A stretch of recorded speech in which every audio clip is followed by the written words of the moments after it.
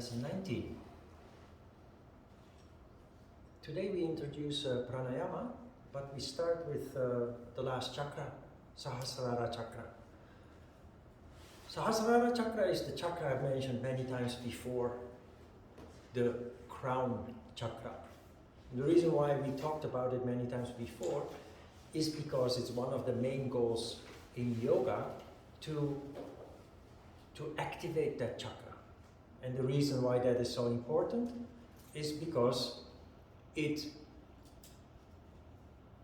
leads to the civilization of mankind, to have as many people as possible walking around on this earth with some activity in the crown chakra. The reason for that is it's the opposite from the lower chakras where our animal instincts are located.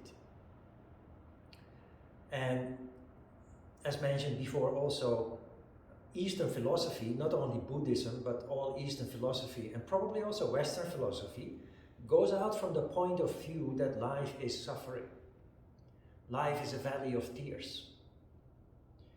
And many people interpret that in a fatalistic way, in a nihilistic way, thinking that, well, if wise people come to the conclusion that life is suffering, apparently I just have to suffer. But the conclusion that life is suffering does not mean that we just have to accept that as it is. We have to work. We have to do something about it. Because not only did they come to the conclusion in all cultures around the world, basically, that life is suffering, but they also found out why. The reason why mankind is suffering is because of ignorance. Ignorance of what? Ignorance of ourselves. Ignorance of the world around us. Not being able to connect the dots, not having insight into the law of cause and effect. We go around in life, this is of course an exaggeration and a generalization, but the reason why we suffer is because we go around in life like bulls in a China store. We do things that lead to reactions. And when those reactions come, we complain. And we say, I'm being treated unfairly. Not realizing, simply because we don't see the connection, not realizing that we have actually triggered it ourselves in the first place. Opening up the crown chakra, activating, awakening actually is the right word, of the crown chakra, leads very naturally to insight. Insight in many things, but very importantly, insight into the law of cause and effect. It's something that you cannot learn from a book. It's here, above the head. Wisdom, insight, common sense. And the word common sense seems to imply that it is very common. I always make the joke that common sense is actually not so common. Because when you look around in daily life situations, common sense is so often lacking. Just like insight into the law of cause and effect is lacking. Why? Because most people just have no discernible activity in the crown chakra. We just don't know, we just don't see it. That is what ignorance means. Ignorance comes from the Latin word not knowing. It literally means not knowing. Opening up the crown chakra leads to insight, wisdom, intuition. It leads to control. Insight leads to control. And that control leads to the reduction of our suffering. So the philosophers who came to the conclusion that life is a valley of tears never meant for us to just passively accept that observation and just for the rest of our lives continue suffering. No, they came up with something like yoga, a system like yoga. And there are many around the world. Basically all spiritual and religious practices have as a foundation, as a basis, to end the suffering, based on enlightenment, based on awakening of wisdom and insight. And it's easy to talk about, it's very difficult to practically explain. But my experience, 40 years of yoga and educating many people in yoga, not just exercise, have shown me that it is much easier than it sounds, provided that you practice yoga correctly and on a relatively fairly regular basis. It is the practice that leads to a change in your energy household, that leads to the rise of energy, which we have explained how that works. The natural tendency of energy is towards the bottom, condensation, while yoga goes against that process and makes energy expand and rise up again through vitalization.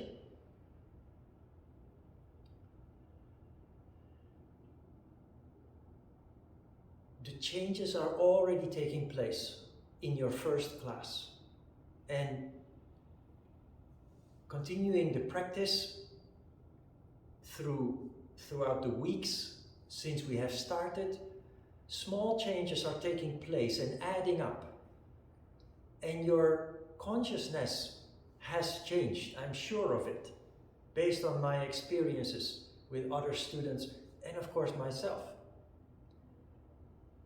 And that is what this is all about. That is why I'm also very adamant, very persistent in sticking to traditional yoga practice.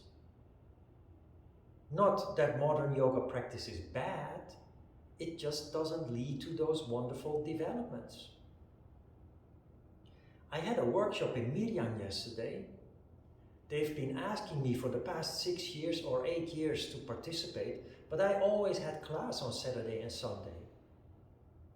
And when I did have time, my previous dog was too old and I didn't want to leave her alone. Miriam is very far, it's 5 hours by car, it's 2.5 hours by KTX.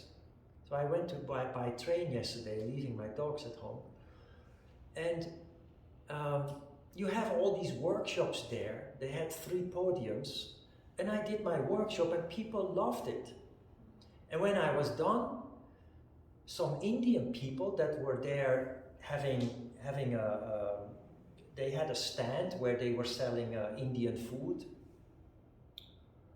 And when I walked away, they shouted at me and they praised me. And I realized that they are looking all day, they are watching other people do their thing. They watched me do my thing and they realized this is genuine. And to get praise from an Indian person Indian people have their pride because this is their cultural heritage. Yoga is their cultural heritage. That means a lot to me.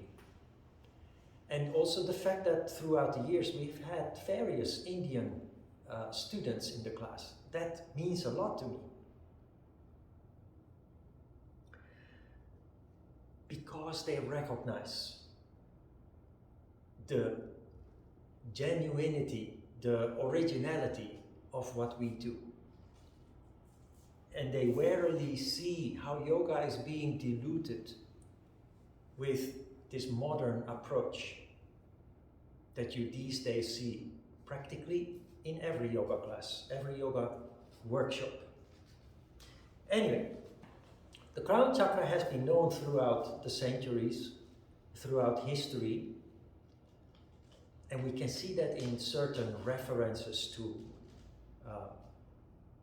the crown chakra, that many people use in daily life but do not realize the value of. One of those expressions is, I'm in seventh heaven. Seventh heaven is of course the seventh chakra from the bottom. The crown chakra. The crown chakra is heaven. Paradise is a condition. It's not a location somewhere in the universe. Paradise or heaven is a condition. What condition? Condition of sattva. When there is sattva, there is energy in the crown chakra, and you naturally have deeper consciousness, deeper insight and wisdom. But also you have a very great sense of serenity, peace, calm. And whenever we experience that feeling, we often experience that feeling in daily life just spontaneously, because circumstances are favorable for a short moment often. It's often very quickly lost again. But every time we experience that, we want it back. Yoga practice will not put you in a constant condition of heaven, but it will be much more occurring, much more often occurring. It becomes a condition that becomes very familiar with you, not because of coincidental circumstances, but because you work for it, because you create it. You take control. Remember that yoga is the science of control, the control of life, the control of your condition. So regular practice is not easy for most people because we have so many other things and distractions, but the reward is so great. Most people who experience that have at least some discipline to practice fairly regularly without pressure, just because it feels like going home. It feels like coming home. And everybody wants to feel like that, if only we knew how. Then ignorant people try to get that feeling through consumption. Consumption of drinks, consumption of food, consumption of drugs. And it works, but it is also always temporary. And not only that, there is always payback. Because you use superficial means to go up, you have to go down very low to recover again. Like the hangover after drinking, or the destruction that you cause in your body and mind by using drugs. With yoga, there is no blowback. With yoga, there is no payback. Because it is natural, not superficial. Seventh heaven, you also find in a very popular soft drink. Have you ever realized that? 7-Up. 7-Up. The implication in that name is a very clever marketing tactic. The implication in that name of 7-Up is, if you drink this drink, you go to heaven. Of course, it is so full of sugar that you often crash as a result, but it's a marketing tactic. In Korea, it's called Chilsong cider. And Chilsong also means 7. What is song? Is that a star? Star. 7 star. In Western countries, it's called 7-Up.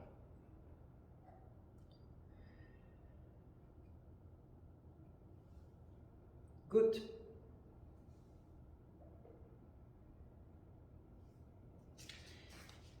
You see, towards the bottom of page 1, you see that in sattva, the chakra expresses itself in intuition and the characteristics described as that of a king.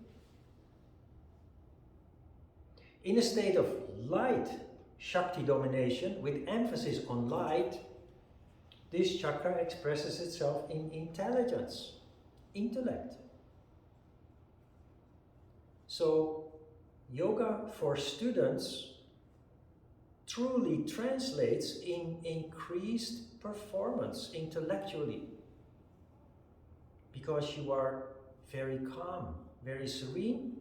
It allows you to soak up the material that you are studying, leading to deeper insight. Intelligence.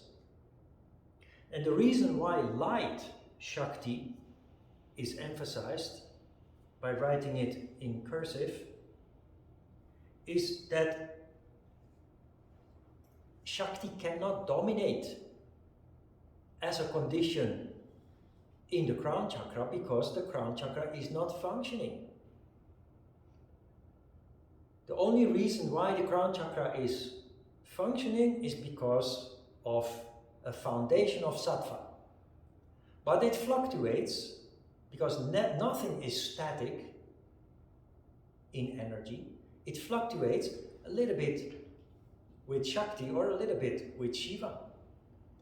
And when there is a little bit of Shakti, a firm basis of sattva with a little bit of Shakti, it manifests as intelligence, intellect. And very interestingly, in a state of light Shiva domination, it expresses itself in love. Yogis change their name in line with their development as a spiritual person. Yogis at the highest stage of their development, meaning that their heart is open, which the heart is a representative of the crown chakra. The crown chakra doesn't express itself directly, it expresses itself through the heart.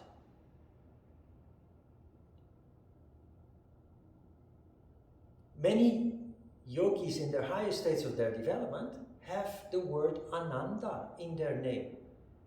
Swami Yoga Anand Saraswati is an example of that. And a while ago I put a post on the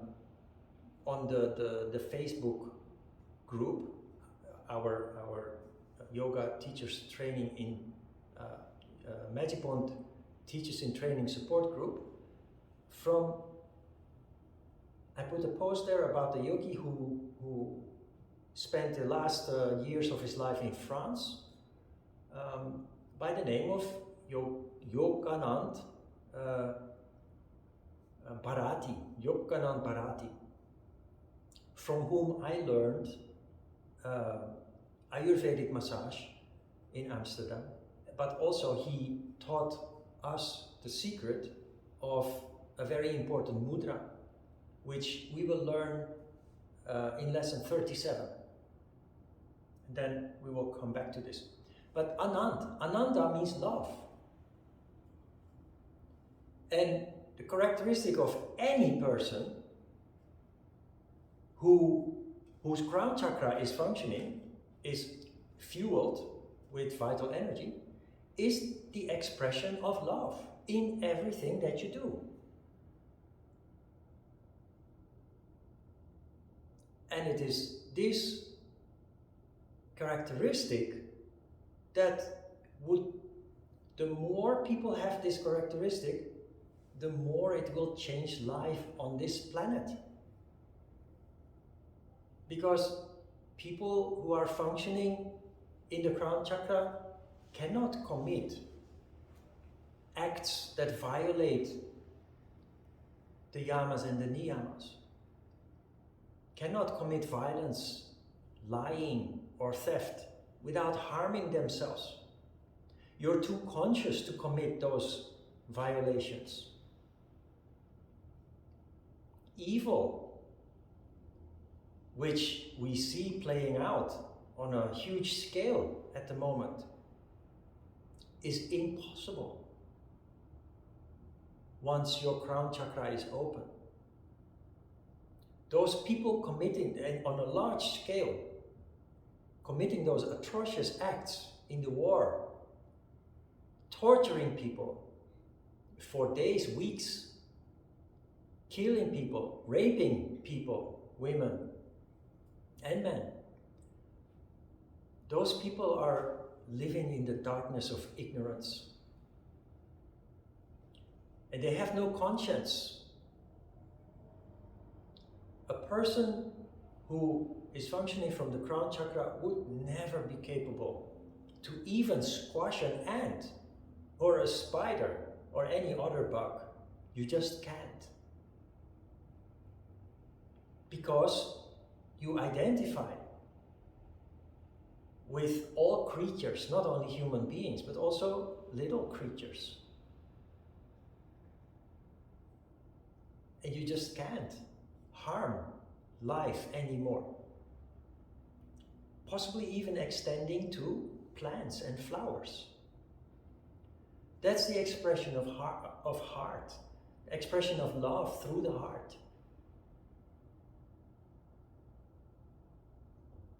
People who are capable of evil, they don't see what they're doing.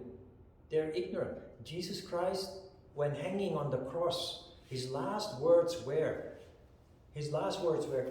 please God forgive them, because they don't know what they are doing. He asked God for forgiveness for the people that were nailing him to the cross. That is the crown chakra at work. Instead of being angry at them, he realized their ignorance, their stupidity for committing such acts.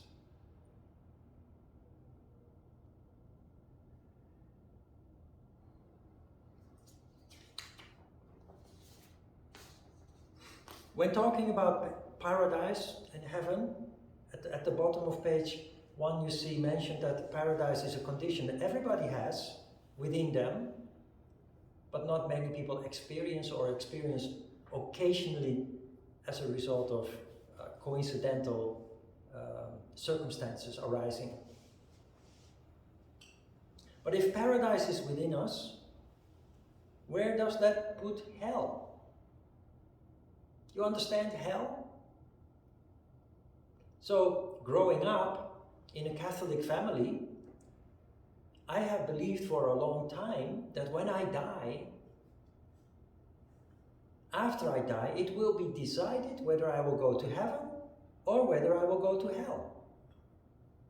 So if I want to go to heaven, I have to start behaving myself as a good boy. Does it work like that? Because based on this insight, many people misbehave, saying, I don't care what happens after I die. I live now. So what the heck? Who cares?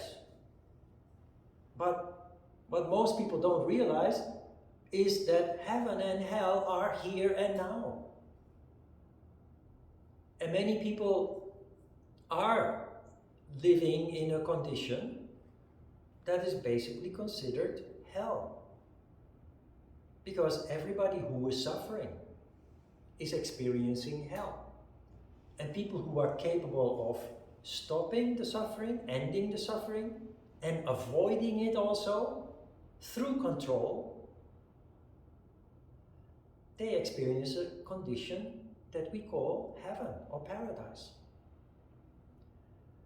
So heaven and hell, it's no coincidence that we think of heaven as something that is up there. And where is hell located? Down there. Down where? Here in your belly. It's not under the ground in a cave or something. It's in you. Hell is your lower emotions and desires without any restraint and any control. And heaven is the crown chakra that allows you an extent of control over the activity that caused the suffering in the lower chakras. So when you understand that, it gives you a whole new perspective on religion, whatever religion you are associating with, or even if you don't associate with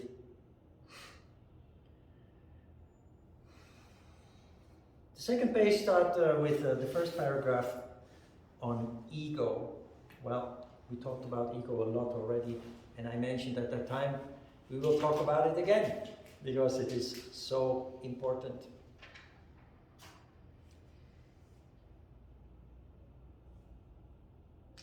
In daily life, we receive input through our senses. We see things, we hear things, we smell things, we sense things. And some people have a sixth sense, which is basically sensing more subtle vibrations. And when we are able to take distance from those observations, they are just observations, neutral. But ego is an observation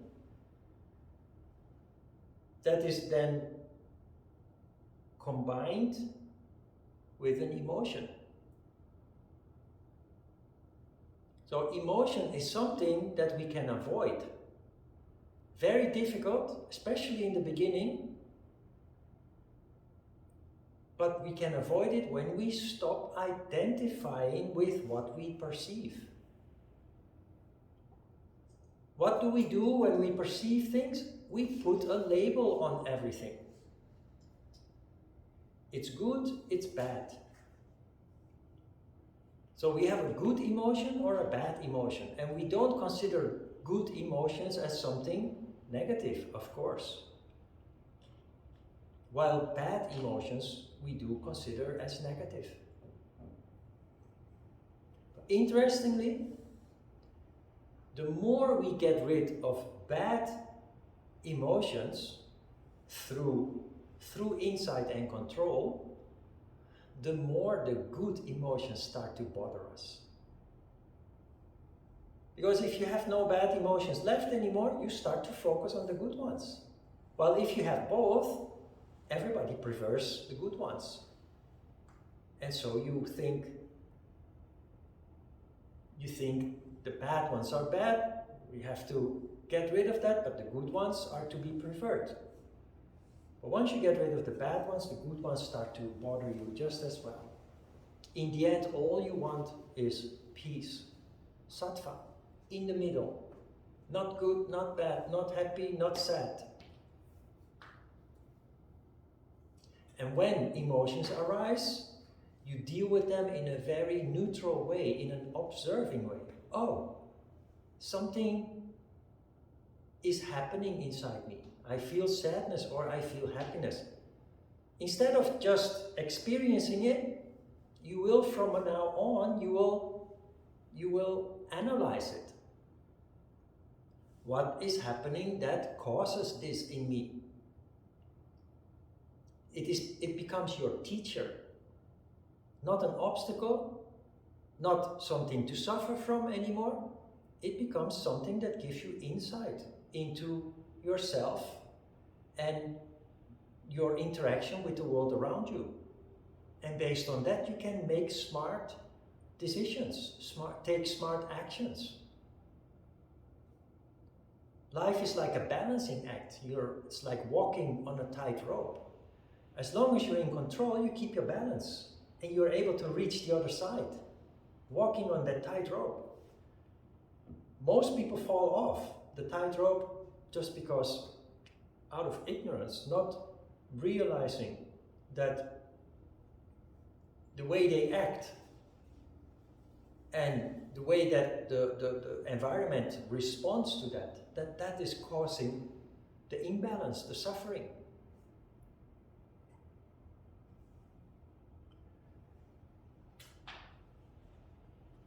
Ego is a word that is very often used in society in a negative way, especially people with ego are bad, are nasty, ugly, what have you. But ego is just something that everybody possesses. And it is It is the way that it's allowed to manifest that determines whether it manifests as negative, destructive, harmful, or whether it manifests as something positive and constructive. I mentioned before two very clear, outstanding examples of a good ego and a bad ego. Two people with very big egos. People with very big egos naturally in this lifetime end up on higher places, either in politics or in management, naturally. So, undeniably, the previous president and the president before of the United States, they have big egos. Otherwise, they would never have reached that high position. But if you compare the two, you see that they are totally opposite. There's one that controlled his ego and canalized it towards well-being, not only of their own country, but trying to create harmony around the world. After 8 years of relatively destructive presidency, Obama the first thing that he did when he came into office was travel around the world, meet other heads of state, and restore harmony, restore relationships, restore harmony. The next president went out of his way to destroy all that again. We are still suffering from that.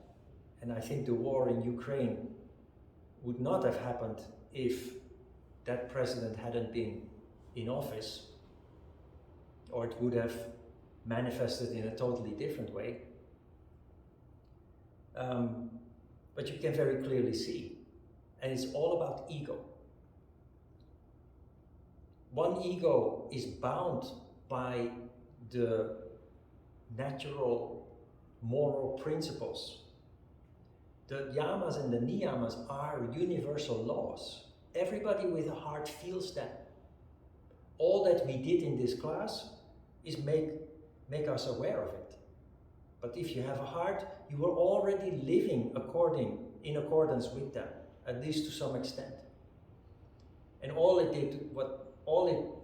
we did studying them in class was a confirmation that yes, indeed, that is the right way to act, to live. But people with big ego that basically manifest as evil in a destructive way, they have no universal laws. They don't feel them, they don't see them, that's for other people. They have no conscience. They have no crown chakra, they have no heart. All their energy is in their belly. And remember, there is a sutra that we read a while ago that said, this must be kept secret. And this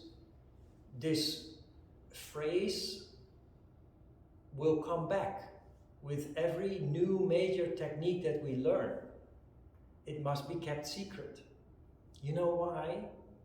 You don't want to empower people who have no moral foundation.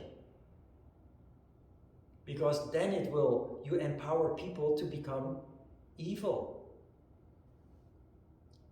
So you rather not empower them unless you determine that they are worthy of receiving this empowerment.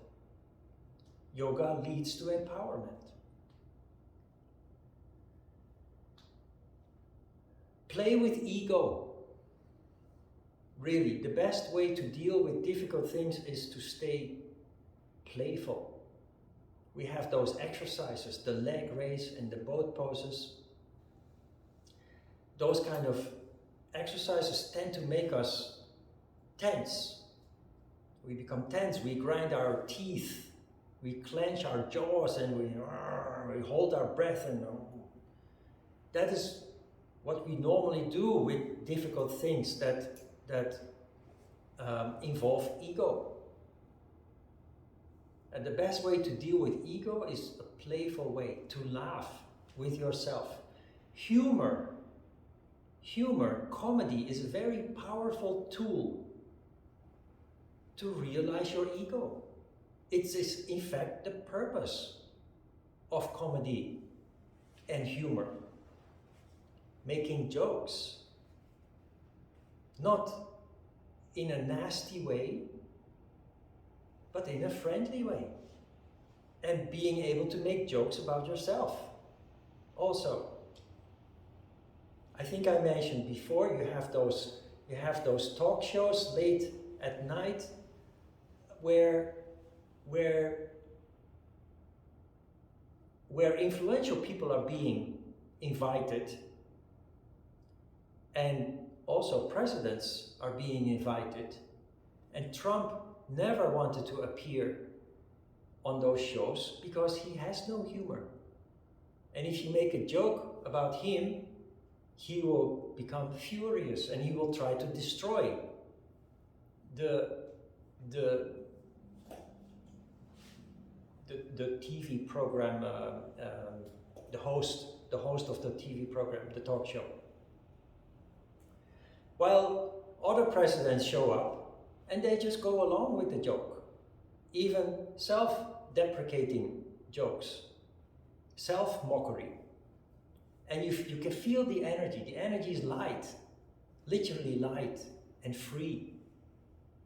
And there is no such thing with people who have no control of their ego. They will kill you. There are countries where if you make a joke about the leader, you end up in jail. Thailand is a country where you end up in jail if you say something negative about their king. And there are other countries. It's all about ego and the lack of control of it.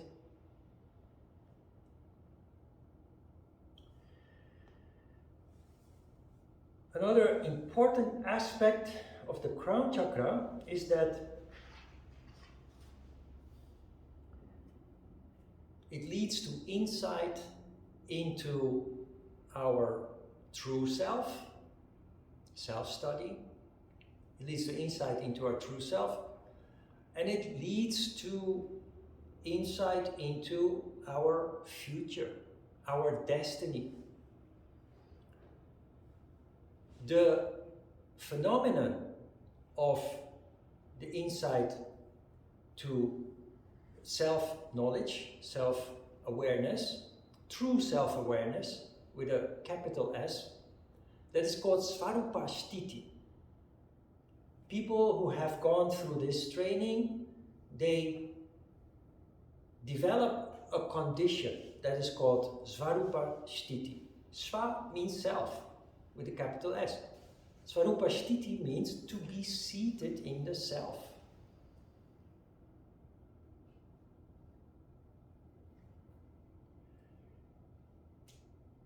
Developing insight in yourself, including your past, your characteristics, your nature, will also allow you insight into where you will be in 20 or 30 years. We call this Dharma. There's a lot of mystery around Dharma. There are Buddhist monks that give Dharma talk. But Dharma really means essence. And people whose crown chakra is functioning connect with their true essence. Is that special? Is that rare? It is. Because the obstacle that most people have that keeps them away from connecting with their true essence, that is the identifications that we have. From the moment that we are born, we are conditioned And depending on where you were born, you are conditioned in a different way. If you're from China, you'll be different. If you're from the Netherlands, you'll be different. If you're from Korea, everybody. But in the end, we are all the same ball of energy. In the end, we are all from the same divine source. If there was no conditioning taking place during our upbringing, in terms of our education, our culture, the family name, your name. Many people do not realize what an enormous impact identification with our name has. All these kind of conditions make us distinct from others. Because we think, based on those conditioning, that we are different, that we are other. In the end, we're all the same. So the reason why most people will never touch upon their essence or their dharma, become aware of their destiny, their true destiny, not your career, but your true destiny, is because of all those identifications standing in the way. And the inability to go beyond that and touch the essence.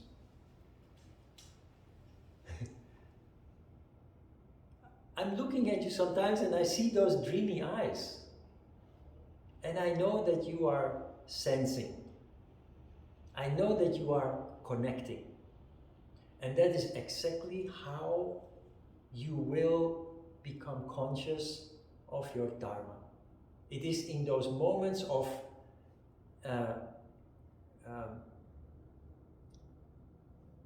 what do you call it?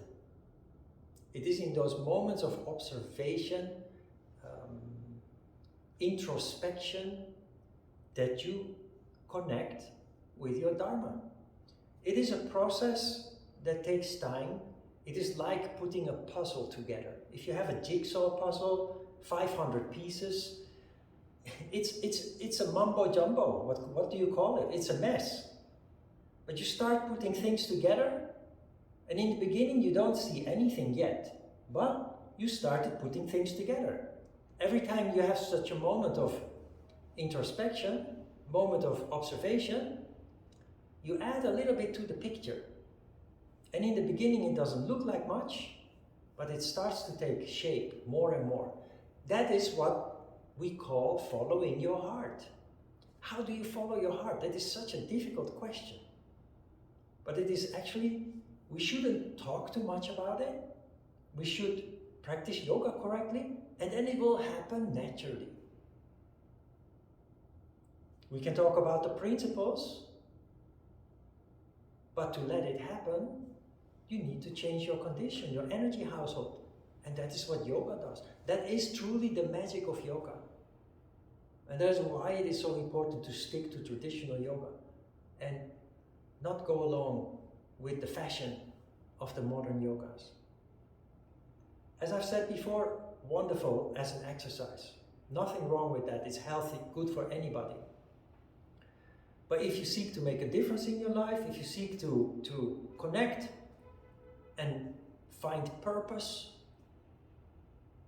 just start practicing yoga correctly, traditional yoga, and from the beginning that you start practicing, the changes are already taking place. That is truly the magic of yoga. You know the concept of turning lead into gold?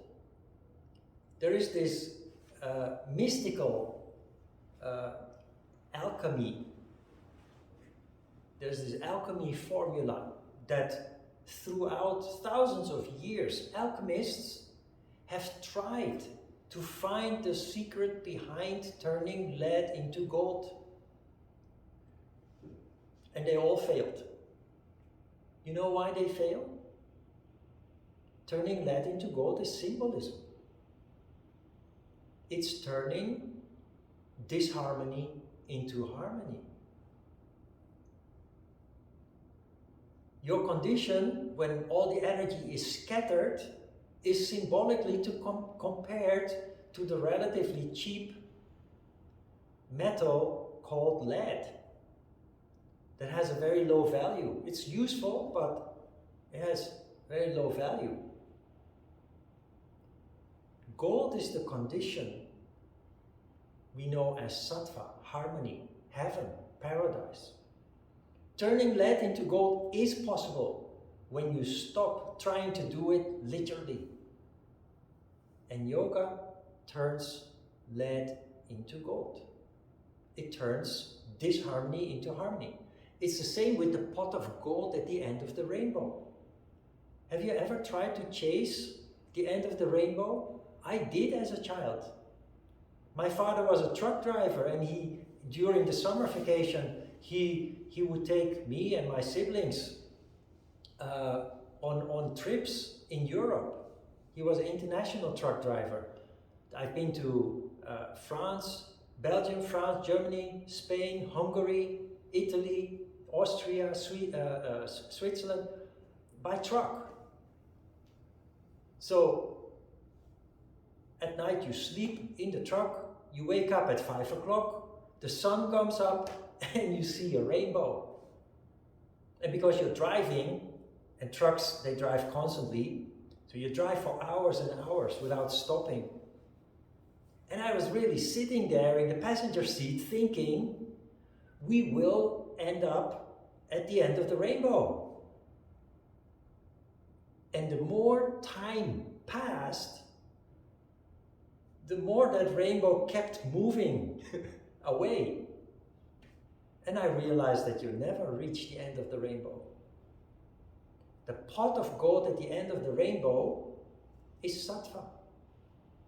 It's elusive for ignorant people, but for us, we can get there. Not by chasing the rainbow, but by closing our eyes in silence, creating sattva inside ourselves, by practicing yoga. And you know, this is the thing. It is so easy, actually. It is so easy, people don't believe it. It's so easy, people do not believe it can be so powerful, so transformational. Because all you have to do is your exercises, your practice. And it has amazing effects. Turning lead into gold and leading you to the pot of gold at the end of the rainbow. And it gives you a condition we call heaven. Who wouldn't want that? It's so simple that people just can't believe that it's possible, that it's true.